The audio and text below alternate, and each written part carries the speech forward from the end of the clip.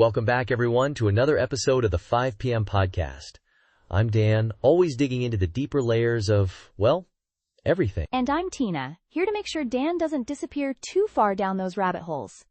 We've got a fascinating and slightly alarming topic to unpack today. Slightly alarming is one way to put it. We're diving into Prime Minister Trudeau's recent comments about Donald Trump and the idea of Canada becoming the 51st state. Okay, when I first saw this headline, I thought it was a joke, like something from The Onion. But Trudeau seems to be suggesting this wasn't time hyperbole. Right? It's not just a throwaway line. He made these remarks during closed-door meetings at the Canada-US Summit. And the context here, the thing that makes it more than just a weird comment, is critical minerals. Critical minerals. That phrase keeps popping up. For our listeners who might not be familiar, can we do a quick Critical Minerals 101? Sure thing. Basically, critical minerals are the building blocks of clean energy tech, and also stuff used in defense. Think lithium for batteries, rare earth elements from magnets and wind turbines, that kind of thing. 3. So they're essential for the transition to a green economy and for national security. And Canada has a asterisk lot times of them. Exactly.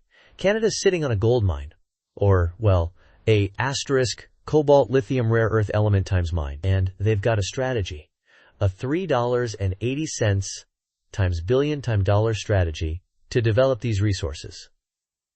That's a serious investment. It shows how important this is to Canada and, let's be honest, to the world.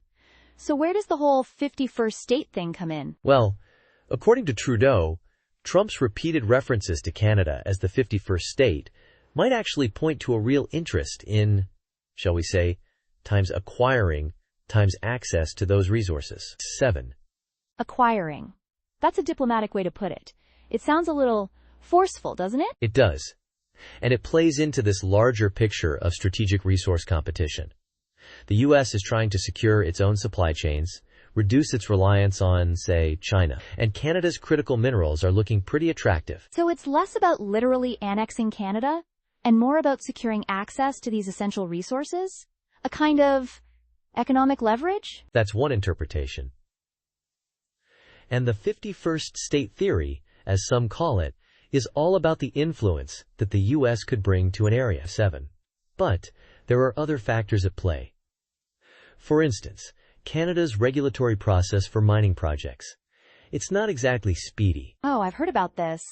The permitting process can take years, right? Like over a decade in some cases? Exactly. We're talking 12 to 15 years on average.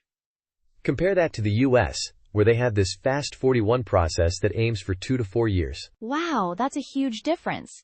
So investors might be looking at that and thinking, maybe the U.S. system is a bit more appealing. Precisely. And then there's the whole ethical dimension. Canada is committed to working with Indigenous communities, respecting Indigenous rights as they should under UNDRIP ways. Which is so important. But it also adds another layer of complexity to these projects. It's about balancing economic development with environmental and social responsibility. It is, and it is a hard balance. And looking ahead, we're likely to see more of this resource nationalism, countries wanting to secure their own supplies, which could create cooperation or tension. So it's a complex situation with a lot of moving parts. Trudeau's comments, even if they were partly in jest, highlight a really important geopolitical issue. They do. And it'll be interesting, and maybe a little nerve-wracking, to see how this plays out in the coming years. Thanks for helping to break this down, Tina. Anytime, Dan. Always a pleasure to explore these geopolitical puzzles with you. And to our listeners, thanks for joining us on the 5 p.m. podcast.